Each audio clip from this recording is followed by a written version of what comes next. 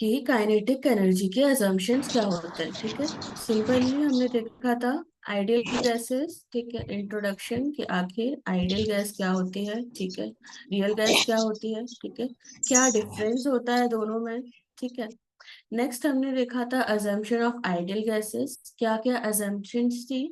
तो there were 9 assumptions. ठीक है, हमने 9 अजम्पशंस पढ़ी थी। ठीक है, फिर हमने देखा था pressure exerted by an ideal gas. ठीक है, अब एक और टॉपिक था आपकी बुक में, काइनेटिक इंटरप्रिटेशन ऑफ टेम्परेचर। ठीक है, छोटा सा टॉपिक है बट हमारी बुक में दिया हुआ है, that means it is important. Okay, और इसका डेरिवेशन कई बार एग्जाम में आ जाता है। जब मैंने सर्च किया था तो इसके कुछ क्वेश्चंस हमारे प्रीवियस ईयर के क्वेश्चंस में आए हुए थे। ठीक है, काइनेटिक इंटरप्रिटेशन ऑफ टेम्परेचर। तो आज हम ये देख लेते हैं ये वाला टॉपिक। ठीक है, छोटा सा टॉपिक है कि आखिर है क्या काइनेटिक इंटरप्रिटेशन। ठीक है, हमको क्यों पढ़ना है और ये हमारे एग्जाम के लिए इम्पोर्टेंट क्यों है। ठीक है, तो एक बार आज हम इसको देखते हैं, उसके बाद हम देखेंगे आइडियल गैस बिहेवियर से डेविएशन। उसके लिए पहले हम देखेंगे आइडियल गैस इक्वेशन। तो क्या होती है ideal gas equation? PV is equals to N R T. ठीक है, ये चीज आप लोगों ने 11th और 12th क्लास में काफी बच्चों ने पहले पढ़ ली है, इसलिए I am not explaining in detail. एक बार बस हम छोटा सा रिवाइज कर रहे हैं। ठीक है, तो एक बार देख लो क्या होता है। पी क्या होता है आपका प्रेशर। ठीक है, वी आपका डिनोट करता है वॉल्यूम को, volume of entire gas molecule. ठीक है, एन आपका होता है नंबर ऑफ मोल। ठीक है, काफी बुक्स में नंबर ऑफ मोल को म्यू से भी डिनोट करते हैं। ठीक, तो अगर कहीं पर म्यू लिखा आ रहा है या कहीं पर एन लिखा आ रहा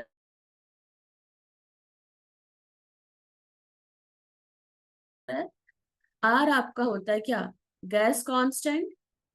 ठीक है, और टी होता है आपका टेम्परेचर। ठीक है, या फिर आइडियल गैस इक्वेशन है, इसके रिलेटेड हम कुछ लॉस पढ़ेंगे, आइडियल गैस लॉस। ठीक है, और फिर उसके बाद हम देखेंगे इनका डेविएशन। ठीक है, तो पहले एक बार देख लेते हैं। हमने सिंपल देखा कि रियल गैस और आइडियल गैस क्या होती है। ठीक है, अजम्पशंस क्या थे, कोई बताना चाहेगा अजम्पशंस, किसी को याद है? इतने सारे लोग थे लास्ट क्लास में भी, राइट। किसी को याद है? हमने 9 अजम्पशंस पढ़े थे। अगर एक या दो अजम्पशंस ही आकर बताओ बिना कैमरा ऑन किए, कोई बता पाएगा?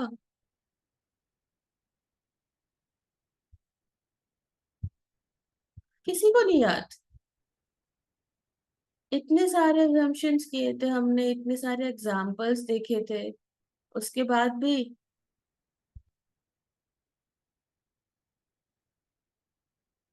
एक assumption तो याद होगा यार, धक्का वाला। एक assumption हमने पढ़ा था ओवरब्रिज वाला। ठीक है, एक assumption हमने पढ़ा था कमरे के अंदर बंद रहने वाला। इतने सारे assumptions हमने देखे थे। ठीक है, चलो फिर एक बार रिवाइज करते हैं। बट ये चीज गलत है बेटा, है ना? अगर आप एक बीएससी स्टूडेंट हो और आपको प्रीवियस क्लास का याद नहीं है, तो फिर आप कंटिन्यूटी कैसे बना के रखोगे नेक्स्ट क्लास के लिए? बिकॉज जो भी हम आज की क्लास में देखेंगे या आज की बाद वाली क्लास में देखेंगे, it is related to the previous class. ठीक है, तो चलो एक बार क्विकली हम रिवाइज कर लेते हैं कि आखिर हमने असम्पशंस में क्या क्या देखा था। सिंपल से पॉइंट्स है। पहला, a gas consist of a very large number of identical molecules. एक गैस में बहुत सारे नंबर ऑफ मॉलिक्यूल्स होते हैं। ठीक है, और सारे मॉलिक्यूल्स क्या होते हैं, आइडेंटिकल होते हैं। आइडेंटिकल मतलब एक जैसे शेप एंड साइज के। Okay, the gas molecule can be regarded as a point mass. Second हमने क्या देखा था कि गैस मॉलिक्यूल को हम क्या रिगार्ड कर सकते हैं, एक पॉइंट मास जितना कंसीडर कर सकते हैं। मतलब जो उसका मास होता है वो बहुत कम होता है बट हम उसको निग्लेक्ट नहीं कर सकते, तो हम जनरली क्या बोल देते हैं, it is considered as a point mass. ठीक है, थर्ड हमने देखा था the gas molecule are in a state of a constant random motion. जो गैस मॉलिक्यूल्स होते हैं वो हमेशा क्या करते रहते हैं, वो हमेशा एक मोशन करते रहते हैं। ओके, कभी ऐसा नहीं है कि वो रेस्ट पर है। ठीक है, वो हमेशा क्या करते रहेंगे, अपनी जगह पे मोशन करते रहेंगे या फिर एक जगह से दूसरी जगह पर क्या करेंगे, जाने लग जाएंगे। ठीक है, they will always be in a random motion, ठीक है। नेक्स्ट हमने देखा था, in the absence of any external force field the molecules are distributed uniformly in the container, ठीक है। यानी अगर कोई एक गैस का कंटेनर है, ठीक है, और उस पे बाहर से कोई फोर्स नहीं लग रहा है, ठीक है, तो इसके मॉलिक्यूल्स क्या होंगे, इसके मॉलिक्यूल्स इस गैस पार्टिकल में यूनिफॉर्मली अरेंज होंगे, ठीक है। मतलब क्या नहीं होंगे, ये इधर उधर वाइब्रेट तो करेंगे बट एक यूनिफॉर्म मैनर पे, ठीक है। यूनिफॉर्म मैनर मतलब एक प्रॉपर डिस्ट्रीब्यूशन होगा, ठीक है। Next, the molecules of a gas experience force only during collision, ठीक है। यानी जो मॉलिक्यूल्स ऑफ गैस है वो तभी कोई ना कोई फोर्स एक्सपीरियंस करते हैं, कब, जब वो कोलाइड करते हैं। दैट मीन्स उनके बीच में क्या प्रेजेंट नहीं होता, इंटर मॉलिक्यूलर फोर्स प्रेजेंट नहीं होता, ठीक है।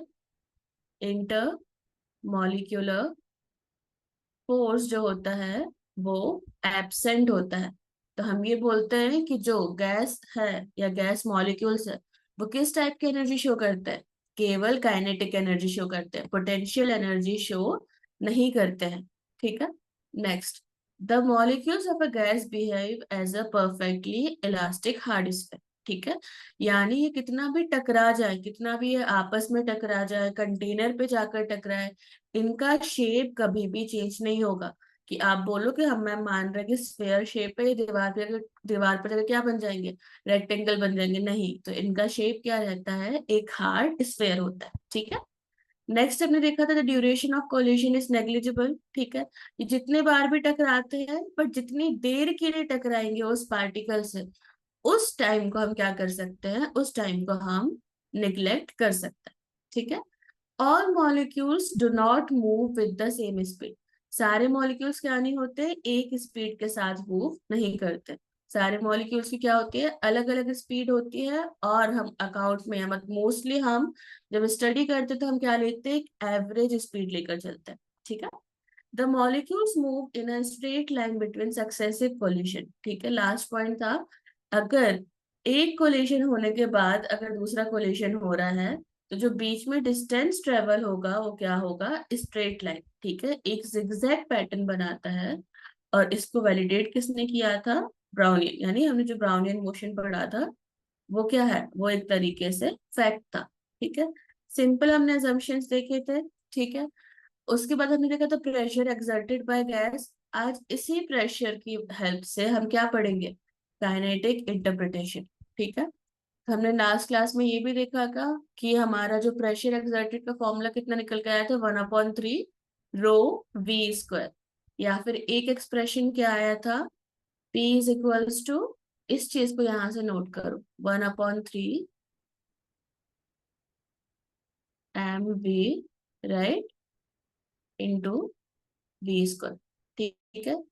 इसको वॉल्यूम को मैं इधर लेकर आ जाऊं तो कितना आ गया, 1/3 कैपिटल एम वी स्क्वायर। अब अगर कैपिटल एम को हमको वापस से स्मॉल एम में लिखना है समझने के लिए, तो एक एक्सप्रेशन हमारा ये भी निकल कर आया था, स्मॉल एम इंटू एन और वी स्क्वायर। किसी को याद है, ये एक्सप्रेशन हमने सबसे पहले निकाला था, ठीक है।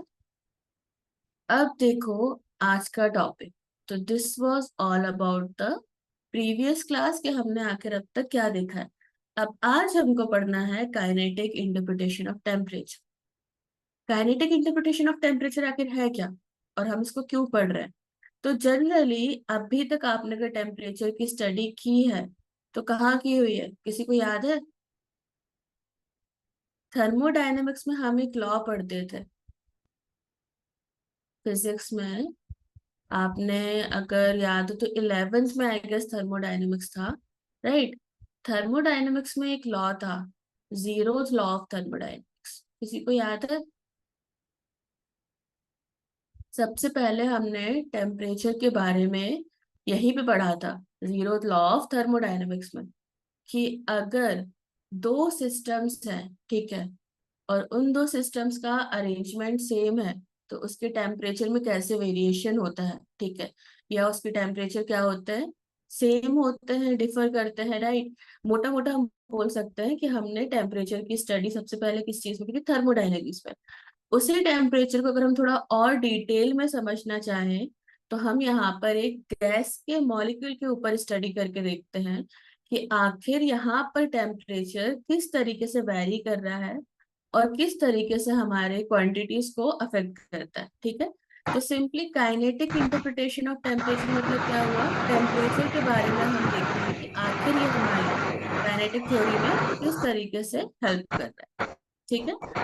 अगर डिस्टरबेंस आ रहा है वॉइस का तो कुछ लोग जो अनम्यूट हैं प्लीज अपने आप को म्यूट कर लो, ठीक है, so that it won't disturb the class, ठीक है। तो अब इतना समझ में है कि हम इंटरप्रिटेशन आखिर टेम्परेचर का क्यों देख रहे हैं, ठीक है।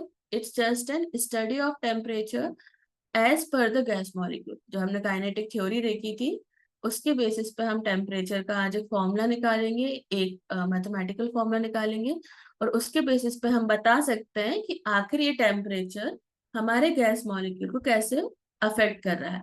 और वही एक्सप्रेशन आपका एग्जाम में फाइंड करने के लिए आता है, ठीक है। चलो देखते हैं। तो सबसे पहले हमने लास्ट क्लास में निकाला था, ठीक है, PV is equals to 1/3 mn v², ठीक है। जहाँ पे पी आपका क्या है, पी आपका है प्रेशर एक्सर्टेड बाय मॉलिक्यूल, इसको नोट कर लो, ठीक है। अगर कोई स्क्रीनशॉट ले रहा तो वो ले लो, ओके। वी क्या हो गया आपका, volume of the molecule. M आपका है मास ऑफ वन मॉलिक्यूल, ठीक है, ये एक मॉलिक्यूल का मास है। एन आपका है टोटल नंबर ऑफ मॉलिक्यूल्स, और वी स्क्वायर क्या था आपका, मीन स्क्वायर वेलोसिटी। याद करो लास्ट क्लास में हमने दो वेलोसिटी देखी थी, एक हमने देखी थी मीन स्क्वायर वेलोसिटी और एक हमने देखी थी रूट मीन स्क्वायर वेलोसिटी, ठीक है, जिसको हम क्या बोलते थे, VRMS, ठीक है। तो ये हमको दोनों चीज आज देखनी है, ठीक है। अब देखो, अगर मैं, ये हमारा एक्सप्रेशन था, एक बार फिर से हम लिखते हैं, PV is equals to 1/3 m capital N V², ठीक है। अब अगर इसको मैं 2 से मल्टीप्लाई और 2 से डिवाइड कर दूं, ठीक है, राइट हैंड साइड को 2 से मल्टीप्लाई और 2 से डिवाइड, ठीक है, तो क्या आ जाएगा, सॉल्व करते हैं, 1/3 mn v², ठीक है। तो ये हो जाएगा हमारा कितना, 2/3 n, इसको बाहर रखते हैं, 1/2 m v², ठीक है।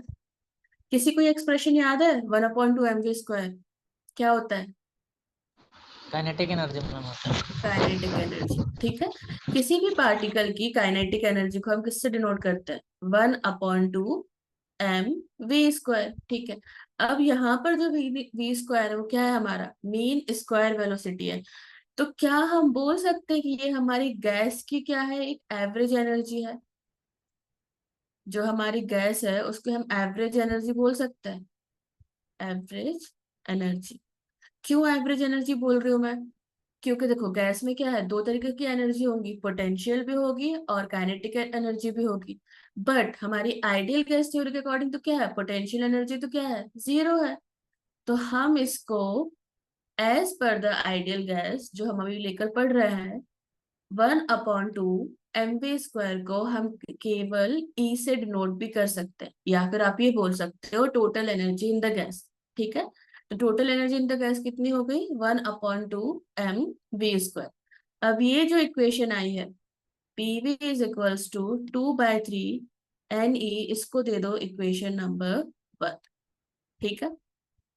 यहां से मैं इरेज कर रही हूँ, ठीक है, इसको साथ में लिखते जाना, ठीक है। तो हमने क्या देखा, पीवी इज इक्वल टू कितना आया, 2/3 Ne, जहां पर ई क्या है, हमारी गैस मॉलिक्यूल का टोटल एनर्जी है, ठीक है। क्यों, क्योंकि जो पोटेंशियल एनर्जी है वो क्या है, आइडियल गैस में 0, ठीक है। अब हमारा पहला इक्वेशन, अब देखो, अगर मैं इसको लिखती हूँ, PV is equals to 2/3 Ne, ठीक है, इक्वेशन नंबर 1, ठीक है। एक हमने पढ़ा था आइडियल गैस इक्वेशन स्टार्टिंग में, क्या होता है, PV is equals to mu R T, yes और नो, जहां पर म्यू क्या था हमारा, म्यू था हमारा नंबर ऑफ मोल, राइट। अब देखो अगर हम दोनों इक्वेशंस को कंपेयर करें तो रिजल्ट क्या आएगा। फर्स्ट और सेकंड इक्वेशन कंपेयर करो, हमारा आंसर क्या आ जाएगा, 2/3 Ne is equals to mu R T. Simple.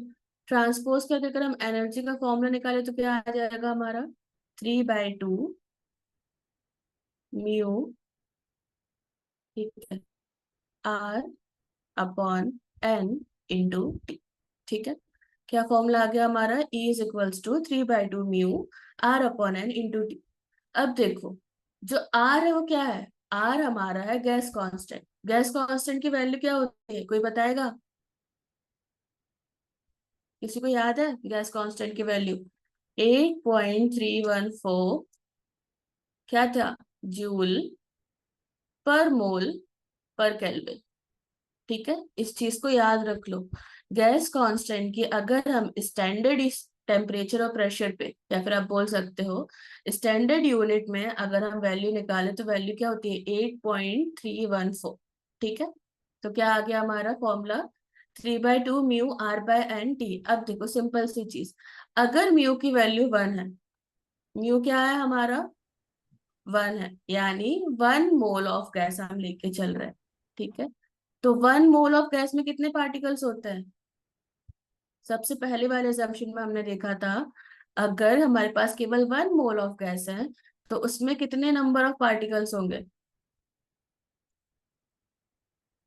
कोई तुक्का मारना चाहेगा। बहुत सिंपल सा आंसर है इसका, 1 मोल ऑफ गैस है, ठीक है, आइडियली, तो उसमें कितने पार्टिकल्स होंगे, सोचो। 1 मोल ऑफ गैस में हमेशा हमारे 6.023 इंटू 10⁻23 मॉलिक्यूल्स होंगे। क्या है ये, एवोगैड्रो नंबर, याद है सबसे फर्स्ट क्लास में हमने देखा था कि नंबर ऑफ मॉलिक्यूल्स कितने होते हैं आइडियल गैस में, जितने उसका जो हमारा क्या होता है एवोगैड्रो नंबर होता है, राइट। तो यहाँ पर क्या मैं इस इक्वेशन को E is equals to 3/2 R upon N A करके लिख सकती हूँ, एन की जगह पर इसको देते हैं इक्वेशन नंबर 3। ठीक है, तो मैंने क्या किया, as we can say when mu is equals to 1 mole of gas, जब हम म्यू की वैल्यू 1 रखते हैं, the number of particles in a gas molecule is equal to the Avogadro number. Why, because ideally जब किसी gas को अगर हम बोलते हैं कि उसमें 1 मोल ऑफ गैस है तो उसमें पार्टिकल्स कितने होते हैं, 6.023 into 10⁻23। That means Avogadro number. इस इक्वेशन को दे देते हैं इक्वेशन नंबर 3। ठीक है, नोट करते जाना साइड में या फिर स्क्रीनशॉट लेते जाना, otherwise you will get confuse. ठीक है, तो यहां तक हमने देखा कि ई का एक्सप्रेशन क्या निकल कर आया, ई का एक्सप्रेशन हमारा निकल कर आया 3/2 R upon N A by T. ठीक है, इक्वेशन नंबर 3। अब यहां से किसी को कुछ याद आ रहा है, आर अपॉन एन ए, 11th 12th का कुछ याद है तुम लोगों को, आर अपॉन एन ए क्या होता था, आर अपॉन एन ए हमने पढ़ा था बोल्ट्जमैन कांस्टेंट। ठीक है, याद करो, ठीक है, क्या था, आर अपॉन एन हमारा था बोल्ट्जमैन कांस्टेंट, जिसको हम किससे डिनोट करते थे, बोल्ट्जमैन कांस्टेंट को हम डिनोट करते हैं स्मॉल के और बी से। ठीक है, क्या आया हमारा निकल के, बोल्ट्जमैन कांस्टेंट। बोल्ट्जमैन कांस्टेंट की वैल्यू क्या है, बताओ, इतना तो पता होना चाहिए यार कि आखिर बोल्ट्जमैन कांस्टेंट की वैल्यू क्या थी। चैट बॉक्स में भी लिख सकते हो, किसी को तो याद होगी।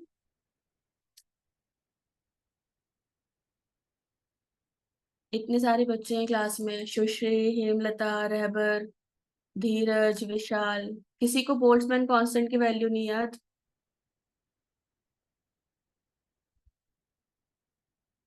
नो यहीं मैम। से निकाल लो यार। देखो आर की वैल्यू रखो, ठीक है। एक मैथ्स का सम दूं। आर की वैल्यू कितनी थी हमारी, 8.314। एवोगैड्रो नंबर कितना था, 0.6.023 इंटू 10⁻23। मैथमेटिकल सम है, इसको सॉल्व करो। 10⁻23 क्या होगा, ऊपर जाएगा, 10⁻−23 हो जाएगा। इतना तो हमारा आ गया। अब इसको सॉल्व करो, तो देखो ऊपर 8 है, नीचे 6 है। 6 1 जा 6, कुछ 1 के टर्म्स आएगा, तो उससे याद रखो 1.38 इंटू 10⁻−23 क्या होती है हमारी बोल्ट्जमैन कांस्टेंट की यूनिट। अब इस सॉरी वैल्यू, अब इसकी यूनिट क्या होगी।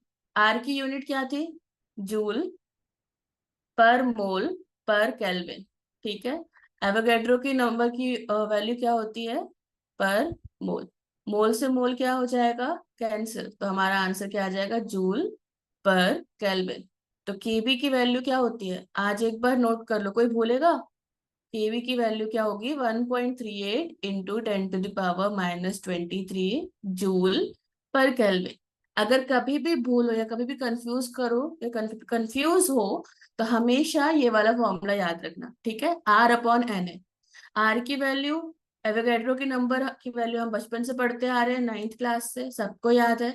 वैल्यू पुट करो, जैसे 8/6 देखोगे, डिवाइड करके हम याद है कि 1 से स्टार्टिंग होती है। अगर इतना याद है कि 1 से स्टार्ट होता है, तो आपको ये वैल्यू ऑटोमेटिकली हमेशा याद रहेगी, कभी भी कंफ्यूज नहीं होगे, ठीक है। तो एवोगैड्रो सॉरी आपके बोल्ट्जमैन कांस्टेंट की वैल्यू क्या आ गई, 1.38 इंटू 10⁻−23 जूल पर कूलम, ठीक है। यस, चलो कोई बोला जूल पर kelvin, okay not coulomb, joule पर केल्विन, ठीक है। तो अब देखो, अगर मैं केबी की वैल्यू यहाँ रख दूं, तो मुझे एक्सप्रेशन क्या निकल कर आएगा। इसको यहाँ पे रेस करके देखते हैं।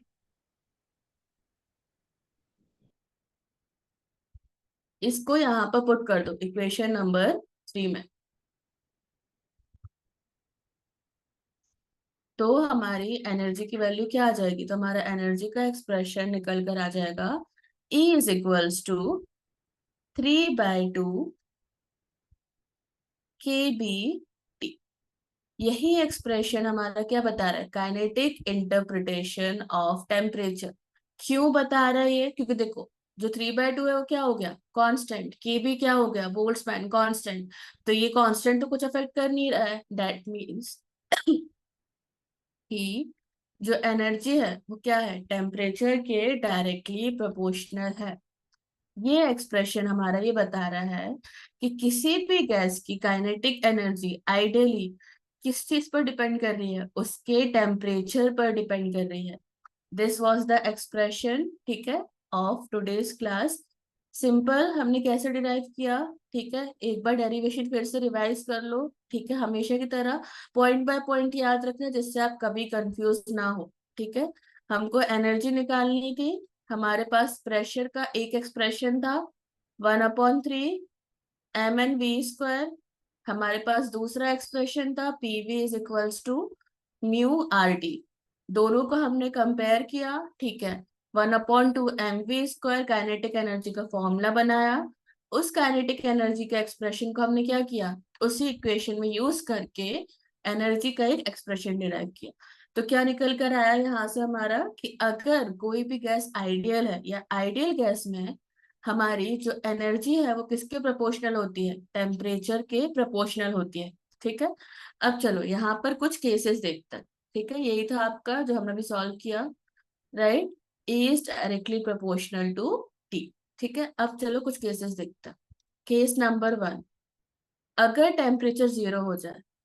केस नंबर 1, सपोज जो गैस है वो क्या है, 0 केल्विन पर है, या आप बोल सकते हो एब्सोल्यूट 0 पर है, ठीक है। इस केस में क्या होगा, इस केस में हमारा एक्सप्रेशन है 3/2 kB/T, राइट। अगर टेम्परेचर 0 है तो एनर्जी भी क्या हो जाएगी, 0।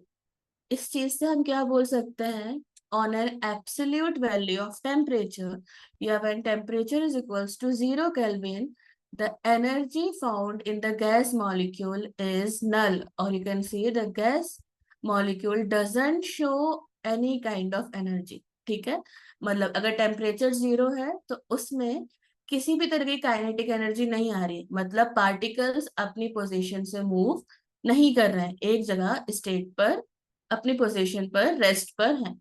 ठीक है, केस नंबर 2 क्या है? केस नंबर 2 सिंपली 300 केल्विन क्या होता है? कोई बताएगा कि मैंने 300 केल्विन क्या लिखा हुआ है, और 300 केल्विन ही क्यों लिखा हुआ है? It is a room temperature. अगर हम रूम टेम्परेचर पर लेते हैं, ठीक है, तो हमारी एनर्जी की वैल्यू कितनी आती है? ठीक है, फिर से वैल्यू रखो 3.2 के बी इंटू टी। ठीक है, केबी की वैल्यू क्या थी? 3/2 into 1.38 into 10⁻⁻23, right? Temperature -23। Temperature हमारा कितना आया? 300। अगर इसको सॉल्व करोगे तो 10⁻² आ जाएगा। ठीक है, 3/2 इंटू 1.38 इंटू 10⁻⁻23। अगर मैं इसको ब्रेक करूं तो क्या आएगा? ये 3 और 10⁻²। ठीक है, जनरली जो एक्सप्रेशन आएगा अप्रोक्स हम ये बोल सकते हैं, जो एनर्जी होगी, जो उसका एक्सप्रेशन आएगा वो 10⁻⁻21 के टर्म्स में आएगा। अब -21 का मीनिंग समझ रहे हो? कुछ कुछ चीजें एक्सप्रेशंस की मीनिंग से समझने की आदत डालो फिजिक्स में, it will be really helpful. ठीक है, -21 मतलब जो उसकी वैल्यू है वो क्या होगी? बहुत कम होगी। ठीक है, इसलिए हमेशा हम क्या बोलते हैं, गैस पार्टिकल वाइब्रेट तो करते हैं बट उनकी एनर्जी क्या है? बहुत लेस है। -21 मतलब बहुत कम वैल्यू से क्या कर रहे हैं, वो कोलाइड कर रहे हैं आपस में, या फिर हम ये बोल सकते हैं एनर्जी प्रोड्यूस कर रहे हैं। हमने ये एक्सप्रेशन एक एजम्पशन में पढ़ा हुआ था, एक हमने आइडियल गैस में assumption पढ़ा हुआ था कि इंटरमॉलिक्यूलर फोर्स क्या होता है? 0। तो वो फैक्ट भी हमारा इस एक्सप्रेशन की हेल्प से क्या आया? सच निकल कर आया कि हाँ, हमारा पोटेंशियल एनर्जी क्या आ रहा है? 0। काइनेटिक एनर्जी, अगर टेम्परेचर बिल्कुल भी डाउन है, ठीक है, बाहर से कोई फोर्स नहीं लग रहा है, कोई उसको हीट नहीं दे रहा है, तो मॉलिक्यूल्स क्या है? यूनिफॉर्मली अपनी पोजीशन पे डिस्ट्रीब्यूटेड है। फोर्थ या फिफ्थ assumption हमने पढ़ा था, राइट? तो हमारे यहाँ पे क्या निकल कर आया? Energy equal to 0। और एक यहाँ पे रूम टेम्परेचर पे जो इतनी कम एनर्जी है, तो ये हमें कहते हैं कोलिशन को हम क्या कर सकते हैं? निग्लेक्ट कर सकते हैं। तो अभी तक हमने जितना भी पढ़ा आइडियल गैस में, जितने भी असम्पशंस पढ़े, अभी तक वो सारे ऑलमोस्ट हमारे रियल गैस स्ट्रक्चर से क्या आए हैं? सेम आए। दैट मीन्स जो भी उस टाइम पर थ्योरी थी या जो भी असम्पशंस किए गए, वो ऑलमोस्ट हम क्या बोल सकते हैं, हमारी रियल गैसेस के लिए करेक्ट थे। ठीक है, तो आज हमने देखा main kinetic interpretation of temperature में। आपको ये वाला एक्सप्रेशन एग्जाम में आता है कि 3/2 केबीटी फाइंड करो, या Boltzmann constant is related to energy, explain the expression. ठीक है, अब देखो इसी चीज को अगर मैं थोड़ा सा और डिटेल में समझते हैं। ठीक है, पहले चलो हमने देख लिया कि हमारा एनर्जी किस चीज पर डिपेंड कर रहा है। एनर्जी हमारा डिपेंड कर रहा है टेम्परेचर पर। ठीक है, अगर 0 केल्विन है तो क्या होगा, और अगर हमारा क्या है, रूम टेम्परेचर है, तो हमारी एनर्जी क्या होगी? अब देखो इसको अगर हम चाहें तो क्या हम इसको मीन स्क्वायर और आरएमएस के टर्म्स में लिख सकते हैं? जो हमारा एक्सप्रेशन निकल कर आया था, इज इक्वल्स टू क्या आया था? 3/2 R upon N A into T. ठीक है, तो इससे आप ये भी बोल सकते हो कि स्टैंडर्ड एवोगैड्रो नंबर, ठीक है, और गैस कांस्टेंट पे किस तरीके से हमारा क्या डिपेंड कर रहा है, किस तरीके से हमारी एनर्जी डिपेंड कर रही है। ठीक है, अब एक हमने पढ़ा था मीन स्क्वायर वेलोसिटी। ठीक है, इसके एक्सप्रेशन में अगर हम निकालना चाहे तो निकल सकता है, कैसे निकलेगा? कोई सोचेगा? सोचो, थोड़ा सा टाइम देती हूँ। इतना हम 3 लेक्चर से पढ़ रहे हैं मीन स्क्वायर वेलोसिटी एक्सप्रेशन में, थोड़ा सा सोचो आखिर हम अगर डिराइव करना है तो हम आगे कैसे डिराइव करेंगे?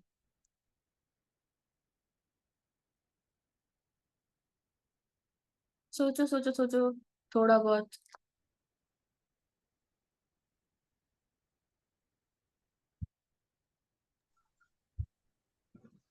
अरे भाई सबसे पहले, हाँ बोलो, कोई बोला। हाँ मैम।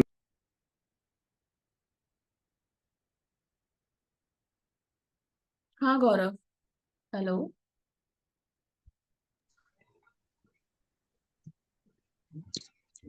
मैम मुझे बीपीएससीटी 137 पढ़ना है, तो उसके लिए क्या?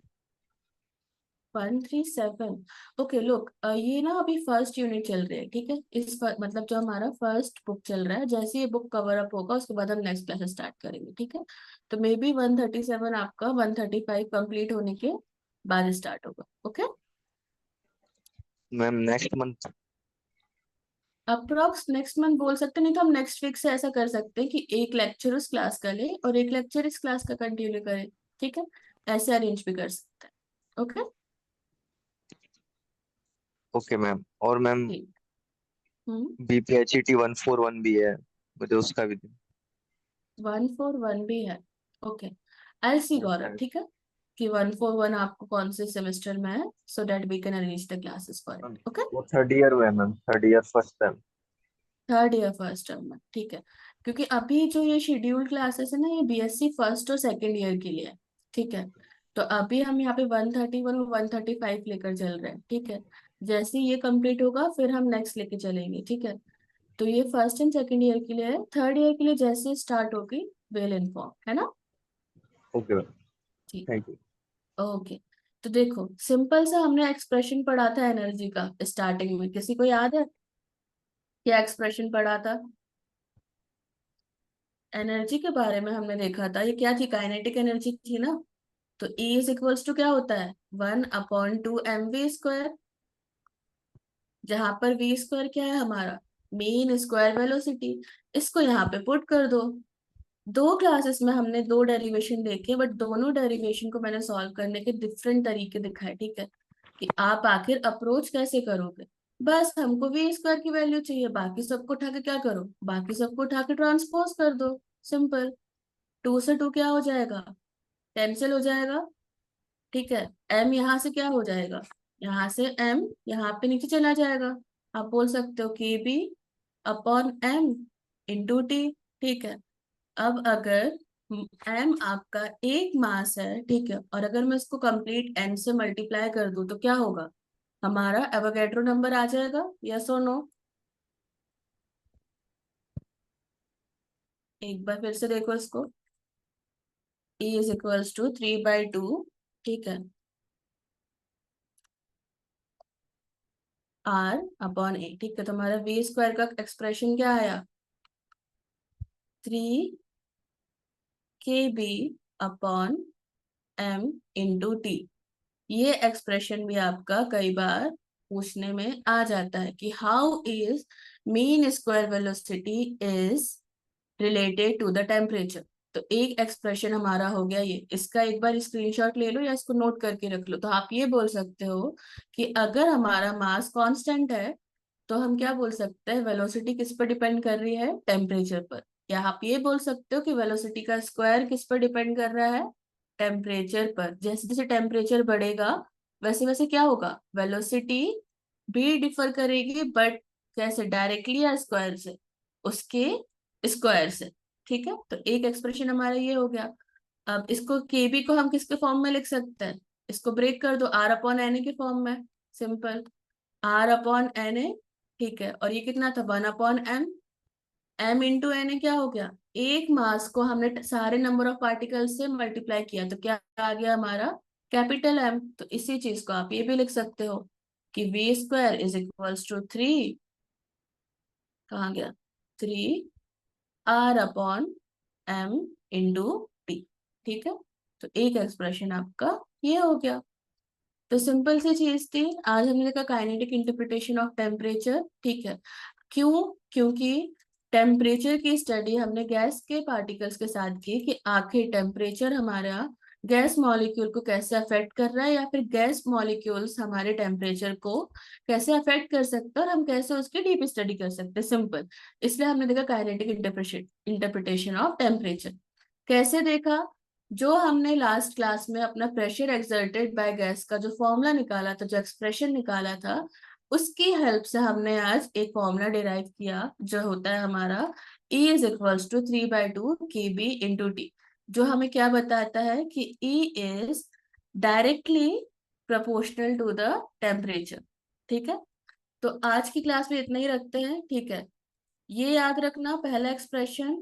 ठीक है, E is directly proportional to T, और दूसरा आता है ये B² is equals to 3 KB upon M into T. इसी B² में अगर हम अंडर रूट कर दें, ठीक है, अगर मैंने यहाँ पे भी रूट लगा दिया, चलो यहाँ पे भी रूट लगा दिया, तो क्या बन जाएगा? VRMS equal to under root 3 KB।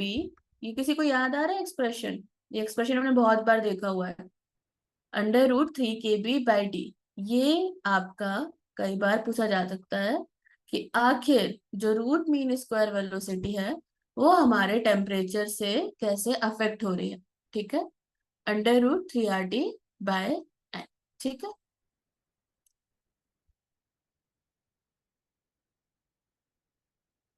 Okay, चलो ठीक है। तो तीन एक्सप्रेशंस देखे आज हमने। एक बार मैं तीनों एक्सप्रेशंस फिर से लिख देती हूँ स्क्रीन पर, ठीक है, जिससे आपको क्या ना हो, कंफ्यूजन ना हो। ठीक है, पहला एक्सप्रेशन हमने देखा क्या, E is directly proportional to T. ठीक है, नेक्स्ट हमने देखा V² is equals to 3 KB/M into T. ठीक है, मीन स्क्वायर वेलोसिटी। और लास्ट में देखा VRMS equals to under root 3 KB/T/M। ठीक है, तो ये था काइनेटिक इंटरप्रिटेशन ऑफ टेम्परेचर। यहीं तक आपको डिराइव करना है। ठीक है, E directly proportional to the T तक।